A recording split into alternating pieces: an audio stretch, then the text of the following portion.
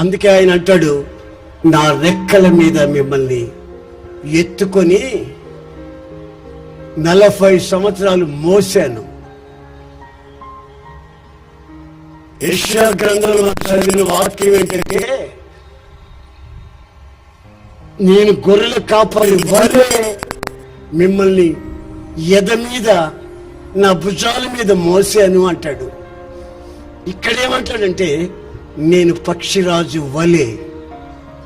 ఆమేన్, ఆమేన్. పక్షిరాజు వలె మిమ్మల్ని నేను మోసాను.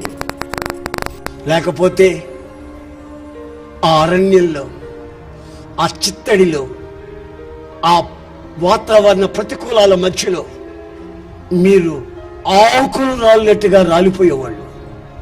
నేను నా రెక్కల మీద మోయబట్టి ఈ రోజున సజీవుల లెక్కలో మీరు ఉన్నారనే సంగతి మర్చిపోకూడదు.